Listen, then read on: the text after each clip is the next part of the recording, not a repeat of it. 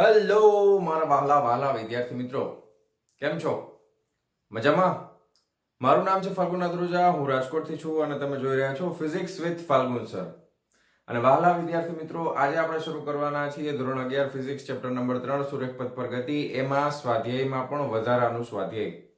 તો વધારાનું સ્વાધ્યાય શરૂ કરતા પહેલા એક વસ્તુ આપણે શીખવાની છે અને એ છે કે nમી સેકન્ડમાં કપાયેલું અંતર મેળવો. બરાબર, કોના માટે મેળવવાનું છે એ લખવાનું કે અચળ પ્રવેગી ગતિ માટે. કોના માટે? અચળ પ્રવેગી ગતિ માટે. બરાબર, અચળ પ્રવેગી ગતિ માટે nમી સેકન્ડમાં કપાયેલું અંતર મેળવો. પહેલા આપણે આ કન્સેપ્ટને સમજીએ, શું કહેવા માંગે છે nમી સેકન્ડમાં કપાયેલું અંતર. એટલે કે દાખલા તરીકે કોઈ એક પદાર્થ સુરેખ માર્ગ ઉપર ગતિ કરે છે, ધારો કે ધન x દિશામાં ગતિ કરે છે, અત્યારે એવું માની લઈએ આપણે. બરાબર, હવે અહીંયાથી ભાઈ ગતિની શરૂઆત કરે છે એટલે પ્રારંભિક વેગ છે એ u બરાબર 0 હશે. બરાબર, અહીંયાથી ગતિની શરૂઆત કરે છે અને અચળ પ્રવેગી ગતિ કરે છે. કેવી ગતિ કરે છે? અચળ પ્રવેગી ગતિ કરે છે.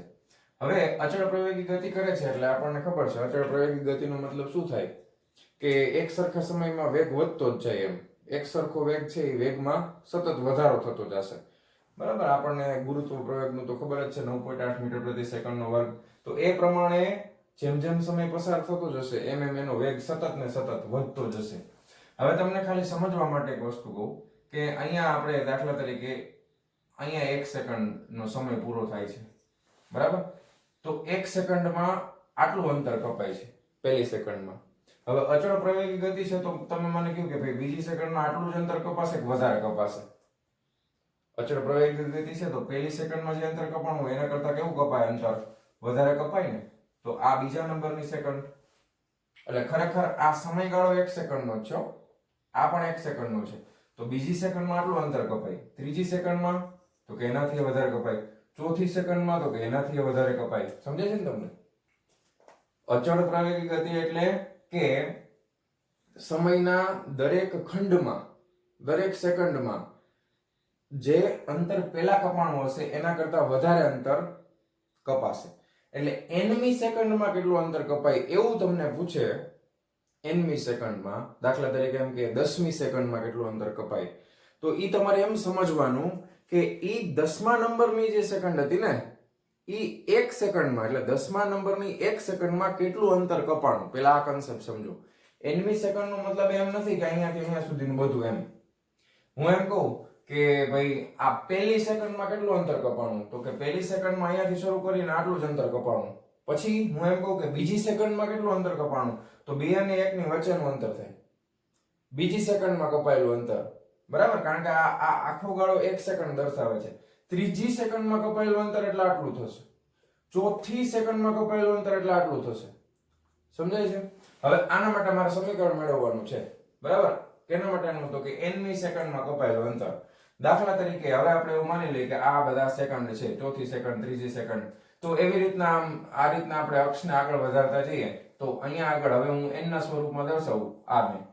તો દાખલા તરીકે આ nમી સેકન્ડ છે.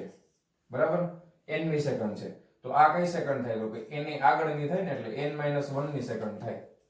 હવે મારે આ આટલું અંતર કપાયેલું જોતું હોય તો મારે શું કરવું પડે? તો કે મારે સૌથી પહેલા તો અહીંયા સુધીનું કુલ અંતર મેળવવું પડે.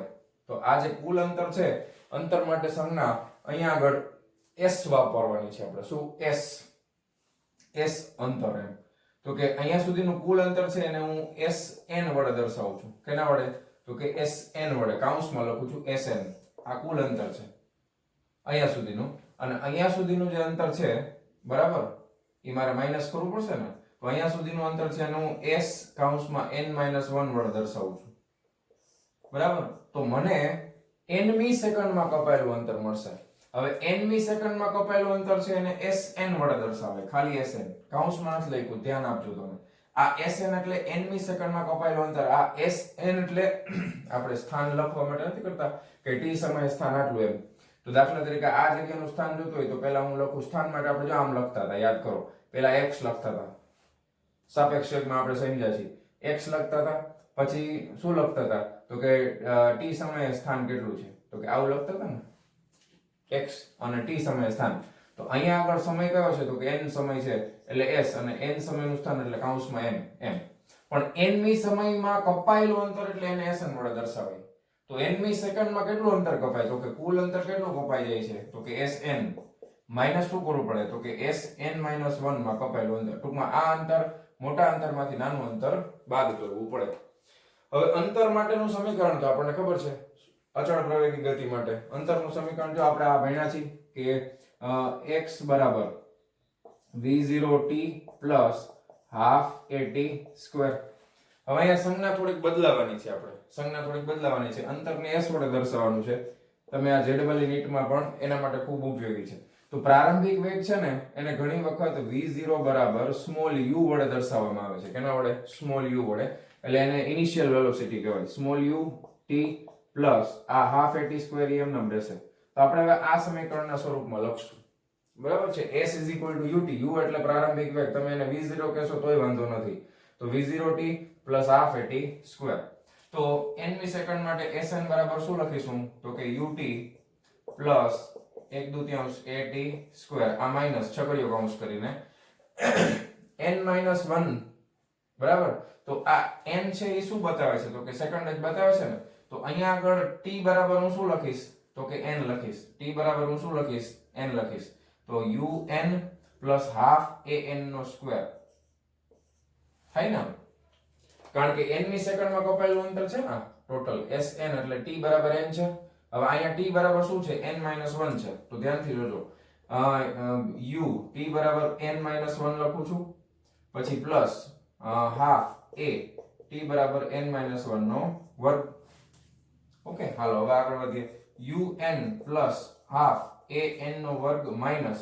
આ અંદર પેલા બધું ગુણાકાર કરી નાખીએ એટલે un minus u plus 1/2 a આ n - 1 એટલે શું થાય તો કે a - b નો હોલ સ્ક્વેર એટલે a સ્ક્વેર માઈનસ 2ab એટલે માઈનસ 2n પ્લસ 1 બરાબર ઓકે હાલો હવે આગળ તો કે un પ્લસ હાફ an નો સ્ક્વેર માઈનસ હવે આ માઈનસ ને અંદર ગુણતો જાવ છો ધ્યાનથી જોજો કઈ લોચો ન પડે un આ minus minus plus u minus plus minus 1/2 a પેલા n નો સ્ક્વેર થશે હવે આ જોજો આ માઈનસ પ્લસ માઈનસ માઈનસ ને માઈનસ માઈનસ વળી પાછું શું થઈ ગયું પ્લસ તો 1/2 a અને અહીંયા છે 2n બરાબર હવે આ plus plus plus minus minus બરાબર તો ખાલી શું થઈ જશે માઈનસ 1/2 a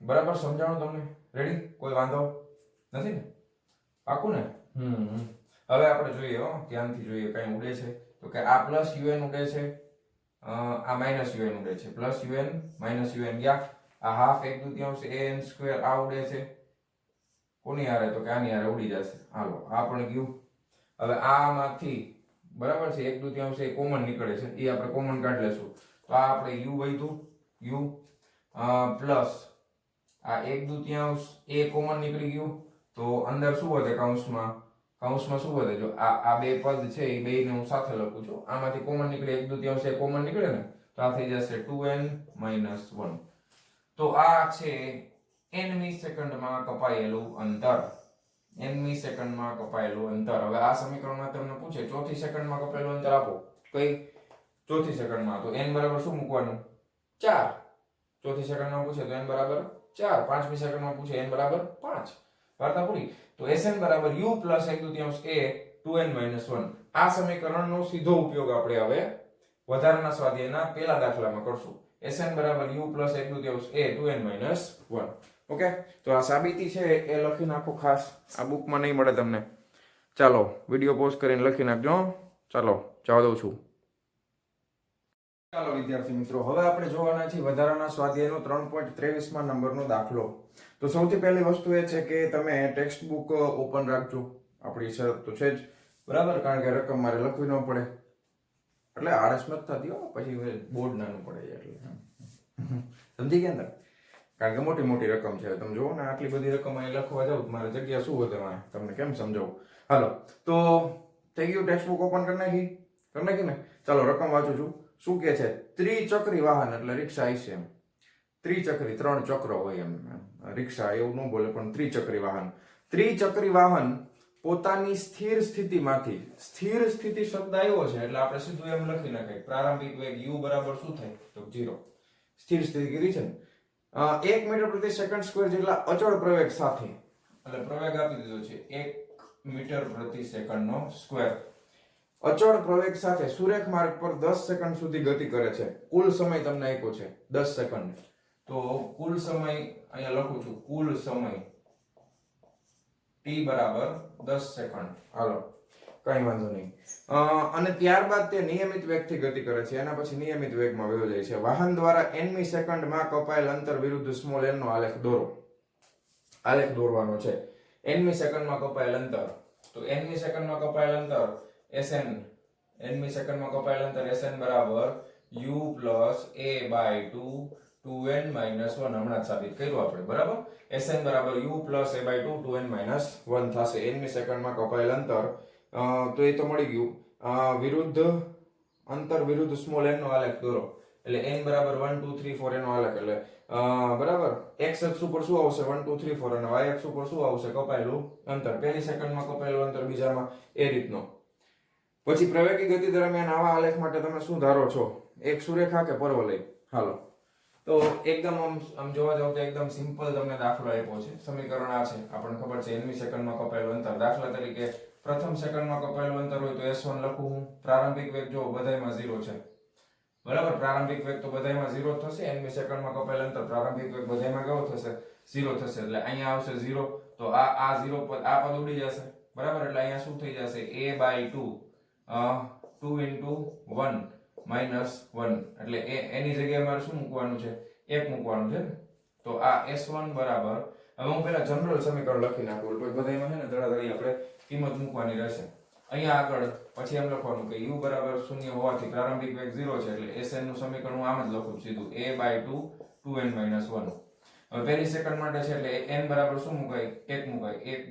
a બરાબર કેટલું છે તો કે 1 જ છે, તો આ 2 - 1 કેટલા થશે, 2 માંથી 1 જાય તો 1/2 થાય, તો 1/2 એટલે 0.5 થાય. સમજાય તમને. પછી બીજી સેકન્ડમાં કપાયેલું અંતર, બીજી સેકન્ડમાં એટલે a/2, એટલે આ તો 1/2 જ આવશે. બીજી સેકન્ડ છે એટલે 2 × 4 - 1, 4 માંથી 1 જાય તો 3/2 આવશે, 3/2 એટલે 1/2 થાય, બરાબર.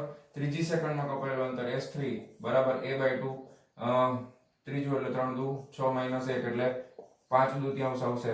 5/2 આવશે એટલે કેટલા થાય તો કે 2.5 થાય. હવે તમને જો એક વસ્તુ ખબર પડી, પેલામાં 0.5, બીજામાં 1.5, ત્રીજામાં 2.5, ચોથામાં કેટલો આવે 3.5, તો એમને હાઈલા જ કરશે 10મી સેકન્ડ સુધી. હવે આ પછી કેલ્ક્યુલેશન કરવાની જરૂર નથી, પછી એવું તમે લખી શકો આ જે રીતે, બરાબર. બધું આવી રીતે જ થવાનું છે. તો s4 બરાબર 3.5, s5 બરાબર 4.5, s6 બરાબર 5.5, s7 બરાબર 6.5, s8 બરાબર 7.5, s9 બરાબર 8.5, s10 બરાબર s9, બરાબર ને, s8 s9 s10 10મી સેકન્ડે કેટલું કપાય તો કે 9.5, બરાબર. આ બધા અંતર છે કેમાં મીટરમાં, મારા ભાઈ એ લખજો પાછા, હું ભૂલી ગયો છું. 3.5 મીટર, આટલા મીટર, આટલા મીટર, આટલા મીટર, આટલા મીટર, આટલા મીટર, ચાલો આટલા મીટર મળી ગયા.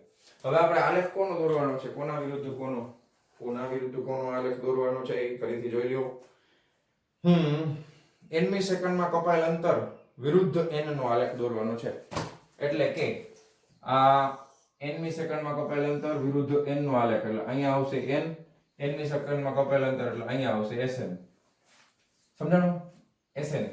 તો sn બરાબર પહેલા s1 લખીએ તો nમી સેકન્ડમાં કપાયેલ અંતર અહીંયા 0 થી ચાલુ કરીએ તો બરાબર. આપણે એક કામ કરીએ, આપણે આલેખમાં પાછું આલેખ દોરવાનું છે એટલે તમારે આ લખવું પડે. nમી સેકન્ડમાં કપાયેલ અંતર, તો આ તો 10 જ આવશે અહીંયા. તો 1 2 3 4 5 6 7 8 9 10 આલેખ આપણે ઘણી બધી વાર દોર નાખ્યો, પૂછતા નહીં કે સર આવું કેમ. અહીંયા આગળ nમી સેકન્ડ એટલે આ ખરેખર તો સમય છે, તો આપણે પહેલા x અક્ષ લઈ લઈએ. તો x અક્ષ પર 1 સેન્ટીમીટર બરાબર 1 સેકન્ડ, અને y અક્ષ પર એમાં આપણે એક જ લેશું. y અક્ષ પર 1 સેન્ટીમીટર બરાબર 1 મીટર અંતર જ છે ને. હાલો તો અહીંયા 1 પછી 2 3 4 5 6 7 8 9 અને 10 એનાથી વધારે નથી ને? હા નથી. હાલો તો આ SN થઈ ગયું કેમાં છે તો કે મીટરમાં છે. આ n છે સમય કેમાં છે તો સેકન્ડમાં છે. હાલો આલેખ દોરવાનો છે, ફટાફટ દોરતા જઈએ. તો કે પહેલી સેકન્ડ એટલે S1 અહીંયા 1 આવશે અને અહીંયા 0.5 આવશે. તો આ 0.5 અને 1. હવે એ હું પાછું રેડ માર્કરથી કરું એટલે તમને ખ્યાલ આવે. બરાબર. અહીંયા 0.5 છે એટલે અહીંયાથી અડધેથી અને આની 1 સેકન્ડ એટલે પહેલો પોઈન્ટ અહીંયા આવશે. પછી બીજા પોઈન્ટ માટે બધા હું દોરતો જાઉં છું. પછી S2 માટે 1.5 છે એટલે અહીંયા આવશે સેન્ટરમાં અને એના માટે કેટલો સમય છે તો કે 2 સેકન્ડ છે. પછી S3 માટે તો કે અહીંયા અઢી આ રીતે. પછી S4 માટે ચોથી સેકન્ડ છે ને? હા S4 એટલે ચોથી સેકન્ડ. તો ચોથી સેકન્ડ માટે 3.5 બરોબર છે આ રીતે. તો પાંચમી સેકન્ડ માટે હવે તમે સમજી ગયા હશો કે આલેખ કેવો આવશે. બરાબર. પછી અહીંયા 5.5. તો હવે આપણે જ્યારે આ બધા બિંદુઓને જોડશું ને ત્યારે આ રીતની એક સુરેખા મળશે. શું મળશે સાહેબ? આ સુરેખા છે પણ તમે તો હરખું દોરી ગયો ને સ્કેલ થી. યાર મારી પાસે સ્કેલ થોડીક છે. તમે સમજો આ રીતની સુરેખા મળશે. હવે બધા પોઈન્ટ માટે કરી નાખો. બસ તમારી ઈચ્છા. છઠ્ઠી સેકન્ડ માટે, પછી સાતમી સેકન્ડ માટે, બરાબર. પછી ટૂંકમાં 7.5 માટે અહીંયા થઈ જશે. એટલે તમે સમજી ગયા ને આલેખ આ રીતે મળશે. બધાને આપણે જોડતા સીધી રેખા ઉપર આવશે ટૂંકમાં. સમજાય છે? મારી પાસે અહીંયા સ્કેલ માપ બરોબર ન હોય એટલે આલેખમાં સીધી રેખા ન મળે આપણને. તો તમને બીજા પ્રશ્નનો જવાબ પણ આલેખ ઉપરથી જ મળશે. જો શું કીધું છે, પ્રવેગી ગતિ દરમિયાન આવા આલેખ માટે તમે શું ધારો છો? તો આ આલેખ છે એ સુરેખા છે. આ આલેખ શું દર્શાવે છે? સુરેખા. પણ આ તમે ધ્યાન આપજો, આ અંતર છે ને એ 1 સેકન્ડમાં કપાયેલા અંતર છે. પહેલી સેકન્ડમાં, બીજી સેકન્ડમાં, એમ કુલ અંતર નથી એમ. પણ તમે એમ કહો કે પદાર્થ અહીંયા આટલા તો કે આટલું અંતર, ના એવું નથી. પહેલી સેકન્ડમાં આટલું કપાણું, બીજી સેકન્ડમાં આટલું કપાણું, એમ. બરાબર. તો nમી સેકન્ડમાં આટલું અંતર કપાય. તો એ સુરેખા છે પરવલય? સુરેખા જ મળશે. બરાબર. સુરેખા જ મળશે, પરવલય મળશે નહીં. તો આ હતો સ્વાધ્યાયનો 3.23 નંબરનો દાખલો. તો નોટ ડાઉન કરી લ્યો તમારી બુકમાં. વિડીયો પોઝ કરીને લખી નાખો. હાલો ચાલો જવા દઉં છું. હા ચાલો વિદ્યાર્થી મિત્રો, વધારાનો સ્વાધ્યાય 3.24 નંબરનો પ્રશ્ન. ટેક્સ્ટ બુક જો. સ્થિર લિફ્ટ ઉપરથી ખુલ્લી હોય તેવી માં ઉભેલું એક બાળક 49 મીટર પ્રતિ સેકન્ડ જેટલી મહત્તમ પ્રારંભિક ઝડપે એક દડાને ઉર્ધ્વ દિશામાં ફેંકે છે. તો દડાને તેના હાથમાં પાછો આવવા માટે કેટલો સમય લાગશે? બરાબર. આ તો એકદમ સિમ્પલ પ્રશ્ન છે. ઉપરની તરફ તમે ફેંકો છો દડાને. તો હવે અહીંયા આગળ તમને પ્રારંભિક વેગ આપી દીધો છે v0 બરાબર 49 મીટર પ્રતિ સેકન્ડ. ઓકે. મહત્તમ પ્રારંભિક ઝડપે એક દડાને તેના હાથમાં પાછો આવતા એટલે ઉપર જશે, અહીંયાથી વળી પાછો આવશે નીચે. તો એને કેટલો સમય લાગશે? ઉર્ધ્વ દિશામાં ફેંકેલો છે.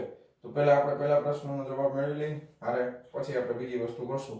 તો આ પ્રારંભિક વેગ છે, ઉપર તરફ ફેંકે છે એટલે g છે એ બરાબર -9.8 લેવું પડશે મીટર પ્રતિ સેકન્ડનો વર્ગ. g માઇનસમાં આવશે. ઉપર તરફ પહોંચવાનો સમય છે અને આપણે t1 કહી દઈએ. તો t1 આપણે ગોતવાનો છે. આપણે t1 ગોતશું પછી ડબલ કરી નાખશું. સમજાય છે ને? તો દડાને જેટલો સમય ઉપર જાતા લાગે ત્યાંથી પાછો આવવામાં એટલો જ સમય લાગે, એમાં કઈ અલગ સમય લાગે નહીં. તો અને ફાઇનલી ઊંચાઈ ઉપર જ્યારે પહોંચશે ત્યારે એનો વેગ, અંતિમ વેગ કેટલો થઈ જશે? તો કે 0. તો કે પેલું કયું સમીકરણ વપરાય? t1 મેળવવું છે તો પેલું સમીકરણ વપરાય કે v v0 at. એટલે અહીંયા આગળ થઈ જશે -gt.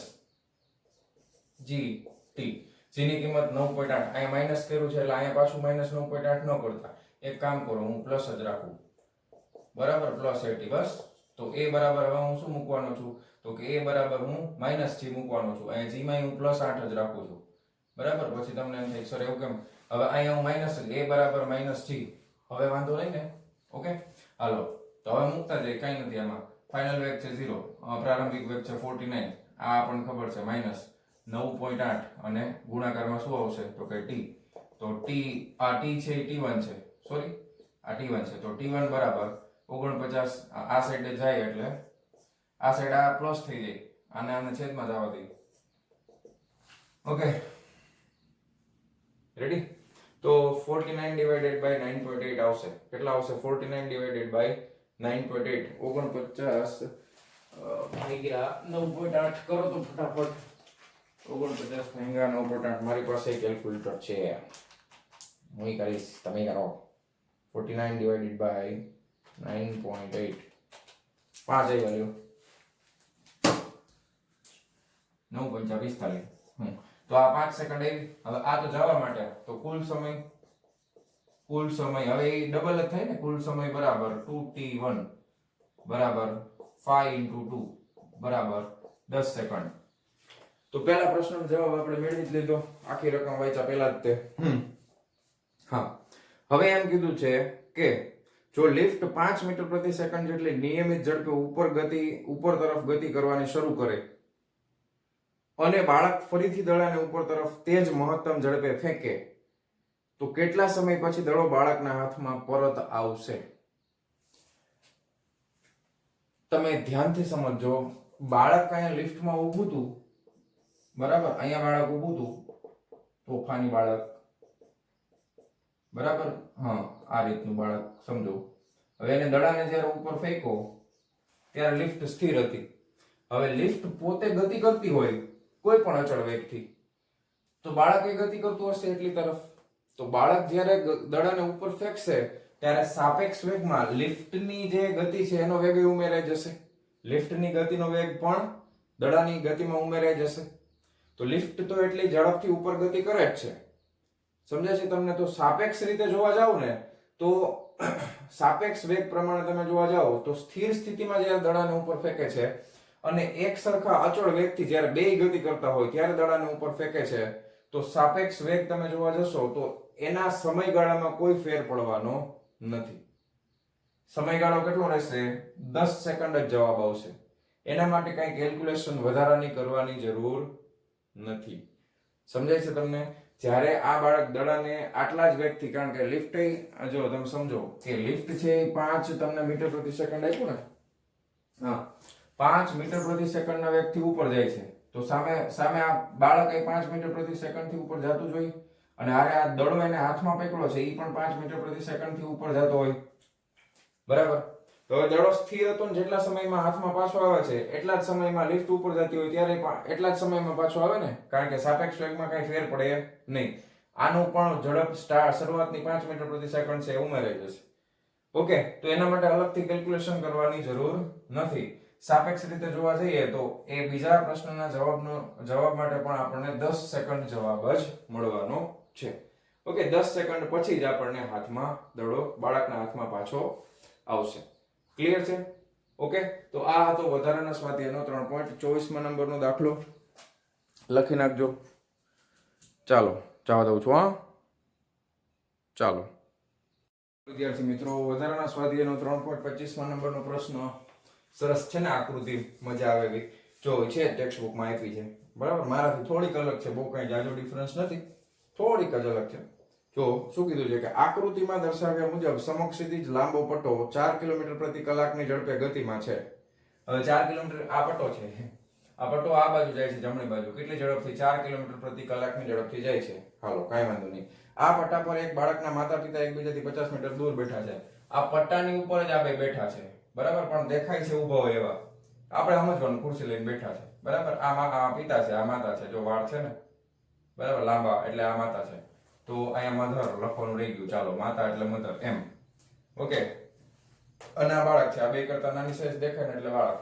ઓકે, હાલો બધા કઈ દિશામાં ગતિ કરે છે? આમ જોવા જાવ તો બધા આ દિશામાં ગતિ કરતા હશે ને, 4 કિલોમીટર પ્રતિ કલાકની ઝડપથી, અને એકબીજાથી 50 મીટર દૂર બેઠા છે. એટલે આ બે વચ્ચેનું અંતર ફિક્સ છે. જો કેટલું છે તો 50 મીટર અંતર છે. હવે આ પટ્ટો ગતિ કરતો હોય તો બે વચ્ચેનું અંતર કોઈ દિવસ બદલાવાનું નથી, કારણ કે એ પટ્ટા ઉપર બેઠા છે, એટલે આ અંતર તો બદલાય નહીં. અને બાળક પટ્ટાની સાપેક્ષમાં 9 કિલોમીટર પ્રતિ કલાકની ઝડપે પટ્ટા પર માતા પિતાની વચ્ચે આગળ પાછળ દોડે છે.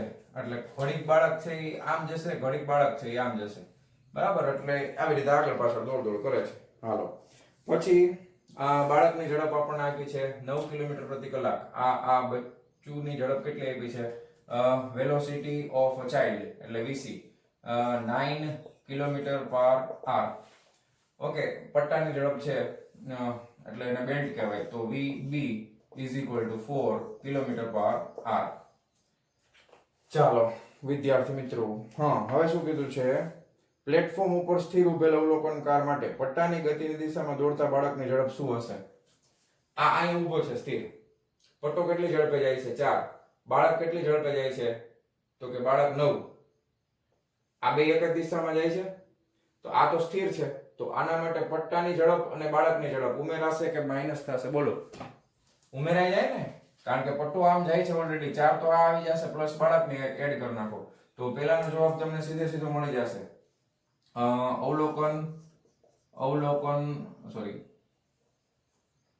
અવલોકનકારની સાપેક્ષે બાળક પટ્ટાની ગતિની દિશામાં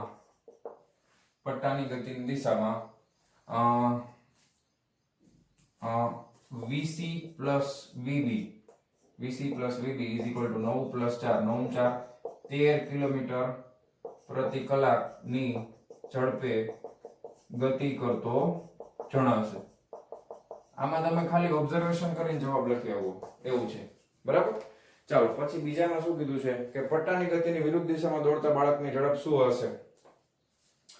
પટ્ટાની ગતિની વિરુદ્ધ દિશામાં, તો પટ્ટાની ગતિની વિરુદ્ધ દિશામાં દોડતા બાળકની ઝડપ. હવે જોજો, પટ્ટો 4 કિલોમીટર પ્રતિ કલાકથી આમ જાય છે, બાળક 9 કિલોમીટર પ્રતિ કલાકની ઝડપથી આમ જાય છે. બાળકની ઝડપ વધારે છે 9, પટ્ટાની ઝડપ ઓછી છે, એટલે બાળક સાપેક્ષ રીતે આ સ્થિર અવલોકનકારને સાપેક્ષ રીતે 9 - 4 જેટલી ઝડપથી ગતિ કરતો દેખાશે. બરાબર. શું લખાય? તો કે VC minus VB એટલે થઈ જશે 9 - 4, 9 માંથી 4 જાય તો 5 કિલોમીટર પ્રતિ કલાક ની ઝડપે પટ્ટાની ગતિની વિરુદ્ધ દિશામાં દોડતા બાળકની ઝડપ 5 કિલોમીટર પ્રતિ કલાક. હા, અહીંયા લખી જ નાખ્યું છે પટ્ટાની ગતિની વિરુદ્ધ દિશામાં, તો આટલી સાપેક્ષ ઝડપ દેખાશે. કોને? તો કે સ્થિર અવલોકનકારને દેખાશે. તો આ એકદમ સાવ ટોપું જેવું તમને પૂછી નાખ્યું, ઈઝી એકદમ. હવે ત્રીજું એમ પૂછ્યું છે A અને B માં બાળકને લાગતો સમય શું હશે? A અને B માં બાળકને લાગતો સમય એટલે દાખલા તરીકે બાળક પપ્પા પાસેથી મમ્મી પાસે જાય છે, 50 મીટર અંતર કાપે છે, તો કેટલો સમય લાગે? અને મમ્મી પાસેથી પપ્પા પાસે જાય છે તો કેટલો સમય લાગે? હવે આ બાળક, મમ્મી અને પપ્પા ત્રણેય સાપેક્ષ વેગ તો 4 કિલોમીટર પ્રતિ કલાક છે, એટલે સાદી રીતે જ ગણતરી કરવાની થશે. તો બાળકને અહીંયાથી અહીંયા પહોંચવા માટે લાગતો સમય, તમારી પાસે અંતર છે અને બાળકનો વેગ તમને આપેલો છે, એટલે તમે લખી શકો કે દાખલા તરીકે અંતર છે x બરાબર 50 મીટર અને બાળકનો વેગ કેટલો આપ્યો છે? તો કે velocity of child is equal to 9 kilometre પ્રતિ કલાક. હવે મીટર અને કલાકમાં ન હાલે, તમને ખબર છે 9 ગુણ્યા કિલોમીટર એટલે 1000/3600. હવે અહીંયા તમે 5 ને કેટલું કરી નાખવાનું? તો કે 18 દુ 36, 9 દુ 18 એટલે 5/2 એટલે 2.5 મીટર પ્રતિ સેકન્ડ. ઓકે, તો તમે લખી શકો કે VC બરાબર x/t, તો t બરાબર x/VC. તો અંતર કેટલું છે? 50 ભાગ્યા શું કરવાના? તો કે 2.5. બરાબર. તો અહીંયા 500 થઈ જશે, પોઈન્ટ ને ઉપર લઈ લઈ એટલે 25 દુ 50 તો 20 આવે, તો 20 સેકન્ડ લાગે. બાળક જો પપ્પાથી મમ્મી પાસે જાય તો 20 સેકન્ડમાં પહોંચે, અને મમ્મીથી પપ્પા પાસે જાય તો પણ 20 સેકન્ડનો સમય લાગશે.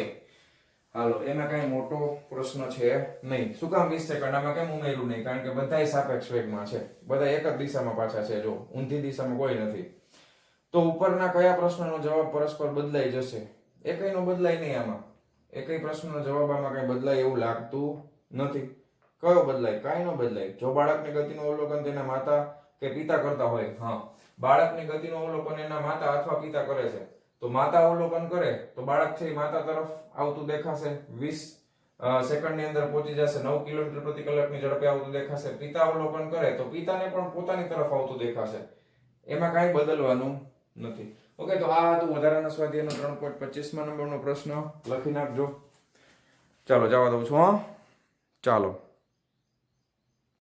વિદ્યાર્થી મિત્રો, હવે આપણે જોવાના છીએ વધારાના સ્વાધ્યાયનો 3.26 નંબરનો દાખલો. શું કહે છે કે 200 મીટર ઊંચાઈના એક ખડકની ટોચ પરથી બે પથ્થરોને એક સાથે 15 મીટર પ્રતિ સેકન્ડ અને 30 મીટર પ્રતિ સેકન્ડની પ્રારંભિક ઝડપથી ઉર્ધ્વ દિશામાં ફેંકવામાં આવે છે. દાખલા તરીકે આપણે અહીંયા આ 200 મીટર ઊંચો ખડક છે, બરાબર. આ ઊંચાઈ કેટલી આપેલી છે? દાખલા તરીકે આ ગ્રાઉન્ડ લેવલ છે, અહીંયા આવું, બરાબર. આ 200 મીટર ઊંચો ખડક છે, એમાંથી બે અલગ અલગ પથ્થરને ફેંકવામાં આવે છે. એકની પ્રારંભિક ઝડપ છે 15 મીટર પ્રતિ સેકન્ડ, ઉર્ધ્વ દિશામાં એટલે ઉપર તરફ ફેંકવામાં આવે છે. આકૃતિમાં દર્શાવેલ આલેખ પ્રથમ પથ્થરની સાપેક્ષે બીજા પથ્થરનું સ્થાનમાં સમય સાથે થતા ફેરફારો દર્શાવે છે. આ આલેખ સ્થાનમાં સમયની સાથે થતા ફેરફાર દર્શાવે છે. તેની ચકાસણી કરો. એટલે આ આલેખ સાચો છે ખોટો એ નક્કી કરવાનું છે. હવાનો અવરોધ અવગણો અને સ્વીકારો કે જમીનને અથડાયા બાદ પથ્થર ઉપર તરફ ઉછળતા નથી. સ્મોલ g બરાબર 10 મીટર પ્રતિ સેકન્ડ સ્ક્વેર લો. આલેખમાં રેખીય અને વક્ર ભાગ માટેના સમીકરણો મેળવો. બરાબર, રેખીય ભાગ અને વક્ર ભાગના સમીકરણો છે એ મેળવવાના છે. 15 મીટર પ્રતિ સેકન્ડ અને 30 મીટર પ્રતિ સેકન્ડ. ઓકે, હવે એકને તમે 15 મીટર પ્રતિ સેકન્ડ થી ફેંકશો એટલે એ થોડુંક જઈ અને પછી આ નીચે પટકાશે, સીધો આવશે, આમ પછી આડી લીટી ન થાય. અને હવાનો અવરોધ છે ને એવું ગણવાનો છે. અને બીજો પથ્થર છે એને આપણે થોડુંક વધારે સ્પીડમાં ફેંકવું ઉપર તરફ, એટલે એ આની પાછળ રહેશે, સમજે તમને, પછી નીચે પડશે. તો એક 15 વાળો છે, એક 30 વાળો છે. હવે સૌથી પહેલા આપણે એ ચકાસવું કે આ આલેખ જે છે એ સાચો છે કે ખોટો. તો સૌથી પહેલા ગતિનું સમીકરણ આપણે જોતું હોય તો અહીંયા ટોચ ઉપરથી તમે પથ્થરને ફેંકો છો તો મારે એક કામ કરવું પડશે. મારે એક રેફરન્સ ફ્રેમ લેવી પડે ને કે મારે ક્યાંથી ગણતરી કરવી છે. તો અહીંયા આપણે ધારો કે ધારી લઈએ કે અહીંયા આગળ આ અંતર છે એ x છે. ધારો કે આપણે ઉર્ધ્વ દિશાને x અક્ષ કહી દઈએ. તો અહીંયા આપણે લઈ લેશું x બરાબર 0. કેટલા લઈ લેશું? x બરાબર 0. અને અહીંયા આપણે લઈ લેશું x બરાબર કેટલા થઈ જશે? 200. બરાબર, અહીંયા x બરાબર 0 લઈ લેશું અને x 0 પ્રારંભિક છે એટલે x 0 બરાબર આ 200 મીટર થઈ જશે. આટલી વસ્તુ ખબર પડી. હવે ઉપર તરફ જાય છે એટલે પ્રવેગ આપણે g બરાબર શું લેશું તો કે -9.8 મીટર પ્રતિ સેકન્ડ નો સોરી 10 આપ્યું છે ને રકમમાં, તો -10 મીટર પ્રતિ સેકન્ડ નો વર્ગ ઉપર તરફ છે એટલે, કારણ કે પથ્થરને આપણે ઉપર તરફ ફેંકીએ છીએ. હવે આના માટે ઓલરેડી આપણે આવો ઉદાહરણનો દાખલો જોયેલો છે. ગતિનું આપણે બીજી જે રીત હતી એ સીધી આપણે ઉપયોગ કરશું એટલે આપણને અંતર મળી જશે. બરાબર, તો હવે અહીંયા આગળ પહેલા પથ્થર માટે પહેલું આપણે સમીકરણ લખીએ. પ્રથમ પથ્થર માટે આપણે સમીકરણ લખીએ છીએ, ધ્યાનથી જોજો કે x બરાબર સ્થાનાંતર કેટલું થાય તો કે x બરાબર x0 plus v0t plus half at square. બરાબર, તો અહીંયા થઈ જશે માઇનસ હાફ gt સ્ક્વેર થઈ જશે ને, માઇનસ હાફ gt સ્ક્વેર અથવા તો પ્લસ હાફ gt સ્ક્વેર રાખો, પછી g બરાબર -10 મૂકી દેશું. ઓકે, તો હવે અહીંયા જો સ્થાન x બરાબર આપણે કેટલું લીધું છે? 0. x0 ઉપર તરફ છે. x0 ક્યાં છે? ઉપર તરફ છે. તો ઉપર તરફના સ્થાન છે એને પોઝિટિવ ગણવાના, બરાબર. નીચે તરફના હોય એને નેગેટિવ. તો સ્થાન અહીંયા છે એ 200 પ્લસ જ આવશે. બરાબર, તો x બરાબર x0 પ્લસ v0t. પહેલા પથ્થરનો પ્રારંભિક વેગ કેટલો છે? v01 લખી નાખીએ આપણે અહીંયા. પહેલા પથ્થર માટે v01. તો પહેલા પથ્થરનો 15 છે ને, હા, 15 મીટર પ્રતિ સેકન્ડ. તો આ થઈ જશે 15 મીટર પ્રતિ second into t plus half. g એટલે કેટલા લેવાના છે? 10. પણ -10 છે એટલે આ પ્લસ માઇનસ શું થઈ જશે? માઇનસ. આ 10 અને ગુણ્યા t સ્ક્વેર. ચાલો, તો આપણને આ ગતિનું એક સમીકરણ મળ્યું. 2 પંચા 10.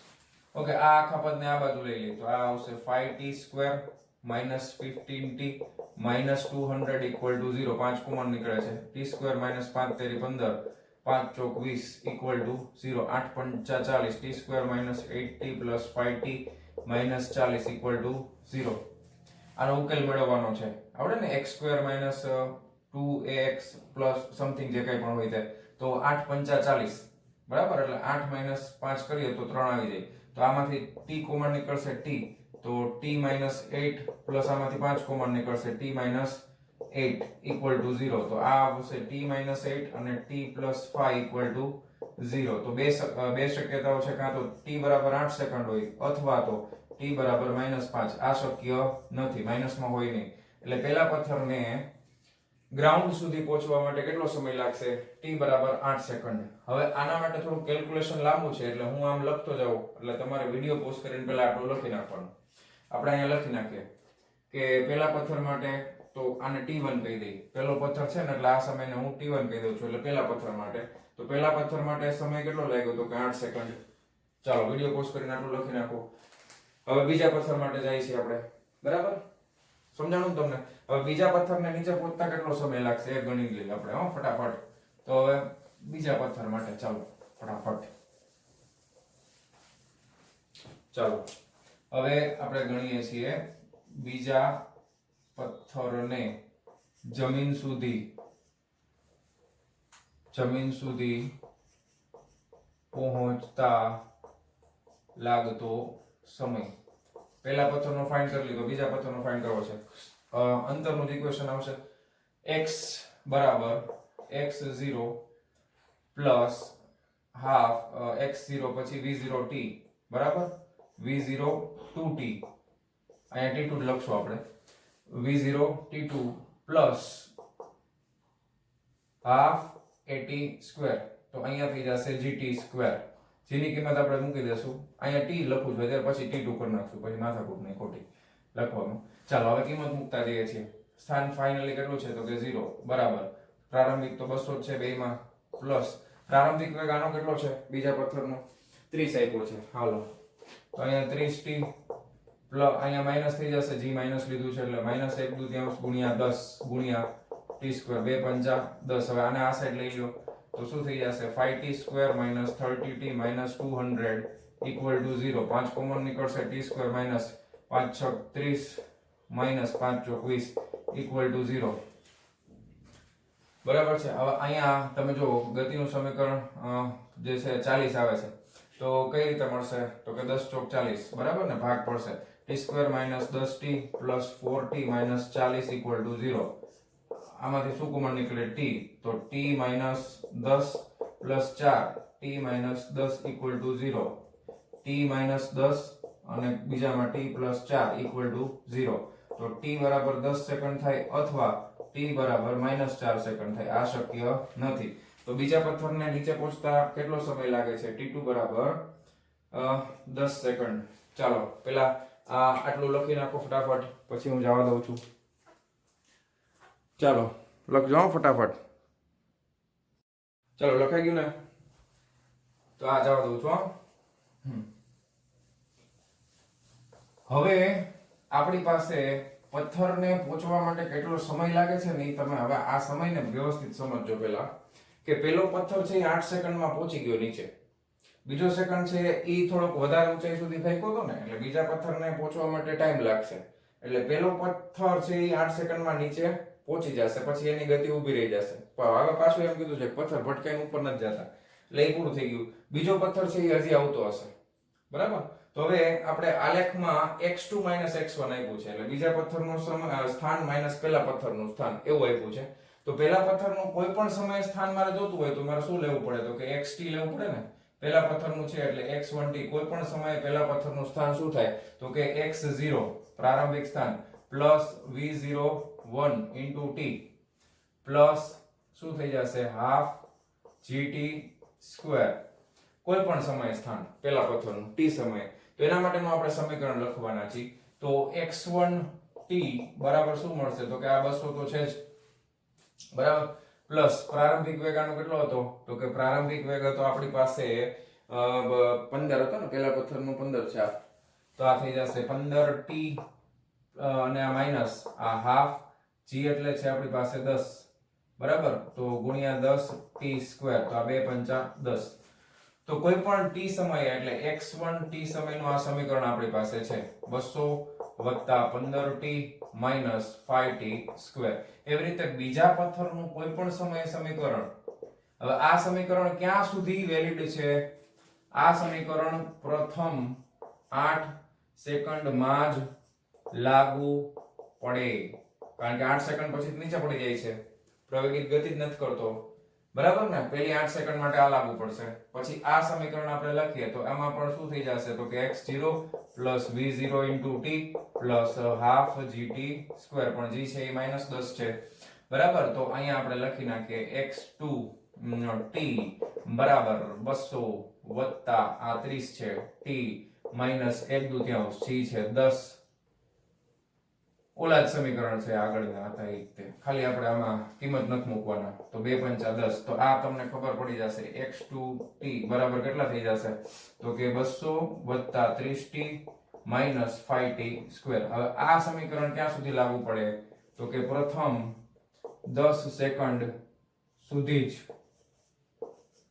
લાગુ પડે.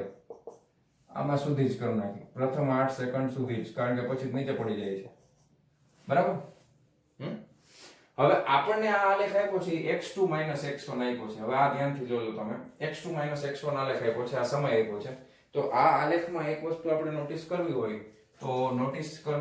તો 8 સેકન્ડ પછી આપણે જોવું હોય તો 8 સેકન્ડ પછી x2 x1 કેટલા થાય છે એ અહીંયા હોય તો જ સાચું ને. તો કોઈ પણ સમયે પહેલી 8 સેકન્ડ માટે આપણે વિચારી કે બે વચ્ચેનું સ્થાન કેટલું હશે. બે વચ્ચેનું સ્થાન પ્રથમ 8 સેકન્ડ માટે x2 x1 આપણે કરીએ કોઈ પણ સમયે, 8 સેકન્ડમાંથી કોઈ પણ સમયે કરીએ તો x2 x1 કરશું તો 200 200 બરાબર છે, 30 15 એટલે 15t થઈ જશે, અને -5t² માઈનસ પ્લસ 5t², બરાબર ને, એકમાંથી બીજું બાદ કરવાનું છે. તો આ જવાબ શું આવશે 15t. હવે આ જે સમીકરણ છે ને એ સુરેખાનું સમીકરણ y બરાબર mx + c જેવું છે. એટલે આ આલેખ સુરેખ મળવો જોઈએ. કેટલા સમય માટે? પ્રથમ 8 સેકન્ડ માટે. આલેખ કેવો હોવો જોઈએ? સુરેખ. તો જો અહીંયા સુરેખ જ દેખાડે, જો સીધી રેખા, અને અહીંયા તમે જોશો તો એ પ્રથમ 8 સેકન્ડ છે. જો તો પરફેક્ટ આલેખ સાચો છે, કાઈ વાંધો નથી. હવે બીજું, 8 સેકન્ડ જ્યારે પૂરી થાય, 8 સેકન્ડ જ્યારે પૂરી થાય ત્યારે આ અંતર કેટલું હોવું જોઈએ? તો કે અહીંયાથી હું સમક્ષ સુધી દોરું તો આ ડિફરન્સ છે ને 120 નો મળવો જોઈએ. સમજો, પેલી 8 સેકન્ડ પછી આ બે અંતરનો ડિફરન્સ કેટલો મળવો જોઈએ? 120 મળવો જોઈએ. એટલે 8 હું આમાં આવે 8 મૂકીશ, બરાબર. તો અહીંયા ડિફરન્સ તો આપણે લખી નાખ્યો. હવે મારે t બરાબર શું મૂકવાનું? 8. તો x2 x1 બરાબર 15 ગુણ્યા 8, 15 8 120, બરાબર. તો 15 8 120 મીટરમાં મળ્યું x2 x1 પેલી 8 સેકન્ડમાં. તો જો પેલી 8 સેકન્ડમાં 120 મીટર મળે છે, આ બિંદુ મળ્યું. જો તો આલેખ સાચો છે. આ સુરેખાય મળે છે તો સુરેખાનું સમીકરણ છે. એટલે અહીંયા સુધીનો આલેખ તો સાચો જ છે. અહીંયા સુધીનો આલેખ તો સાચો જ છે. હવે વાત રહી અહીંયાથી આવા આકારની, બરાબર છે. આવો આકાર આપણને જે મળે છે એના માટે શું કરવું? ઓકે, તો હવે એ બીજા પથ્થર માટે છે. તો બીજા પથ્થરની જે બાકીની 2 સેકન્ડ વધી, 10 સેકન્ડ છે ને, એટલે 8 સેકન્ડ પછીની જે 2 સેકન્ડ વધે છે એના માટે મારે સમીકરણ લખવું હોય તો એ સમીકરણમાં શું થઈ જશે? તો કે પેલું સમીકરણ ઉડી જશે. તો હવે ખાલી બીજા પથ્થર માટેનું આ જ સમીકરણ વધશે, બરાબર. બીજા પથ્થર માટેનું આ સમીકરણ, અને એ કેટલામી સેકન્ડે પડે છે? તો કે 10મી સેકન્ડે નીચે પડે છે. 10મી સેકન્ડે ક્યાં પડી જાય છે? નીચે. તો 10મી સેકન્ડે એનું સ્થાનાંતર કેટલું થવું જોઈએ? 0. હવે અહીંયા x2 x1 આપણે કરીને તો હવે આપણે x2 x1 બરાબર ખાલી જ x2 આવશે. છેલ્લી 2 સેકન્ડ માટે અહીંયા લખી દઉં છું. હાલો, છેલ્લી 2 સેકન્ડ માટે, કારણ કે 8 સેકન્ડમાં પેલો પથ્થર પડી ગયો છે એટલે x1 હવે સ્થાનાંતર કંઈ થતું નથી. એટલે x1 નું જે છે એ કેટલું થઈ જશે? નીચે પડી ગયો છે એટલે 0 થઈ જશે. તો x2 x1 બરાબર x2 જ આવશે. ખાલી કેટલા આવશે? x2. અને એના માટે પણ હવે હું t બરાબર કઈ સેકન્ડ લઈ લઉં? તો કે 10 ચેક કરી લઉં તો અહીંયા આવવું જોઈએ. 10મી સેકન્ડે એ 0 ઉપર હોવો જોઈએ. તો t બરાબર 10 સેકન્ડ આપણે ચેક કરીએ. આમાં 10 મૂકવાનું છે તો જોઈએ. ચાલો મૂકી દઈએ ફટાફટ. કે ભાઈ 200 વત્તા 30 દાણ 300 માઈનસ 5, અહીંયા કેટલા મૂકવાના? દાય 100, એટલે આ 500 થઈ ગયા. જો 300 વત્તા 200, 500 માઈનસ 500 0. સાચું છે. જો આ પોઈન્ટે મેળો તો આ આલેખ છે એ સાચો છે, બરાબર. આ પથ્થરની બે પથ્થરની ગતિ માટે જે આલેખ તમને ટેક્સ્ટ બુકમાં આપેલો છે એ આલેખ બે શરતોનું પાલન કરે છે. જો 8 સેકન્ડ પછી 8 સેકન્ડ સુધી સુરેખા મળવી જોઈએ તો એ સાચું છે. આ પથ્થર આમ નીચે આવતો હશે તો એનો માર્ગ જે છે x2 x1 આ રીતનો થઈ જશે. સુરેખા નથી. સુરેખા શું કામ નથી? કેમ ખબર પડી? તો કે આ સમીકરણ છે એ સુરેખાનું નથી. જો આ સમીકરણ છે એ સુરેખાનું નથી.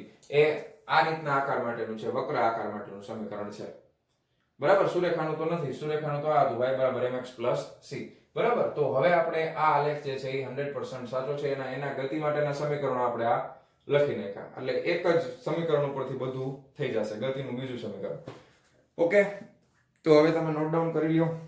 વિડીયો પોઝ કરીને લખી નાખો ફટાફટ. ચાલો જવા દઉં છું. ચાલો, તો વહાલા વિદ્યાર્થી મિત્રો, આજનો લેક્ચર આપણે અહીંયા પૂરો કરીએ છીએ. વધારાના સ્વાધ્યાયમાં 2 દાખલાઓ બાકી છે. બરાબર, તો મળીએ છીએ નેક્સ્ટ વિડીયો લેક્ચરમાં એ દાખલાઓની સાથે. ત્યાં સુધી આવજો.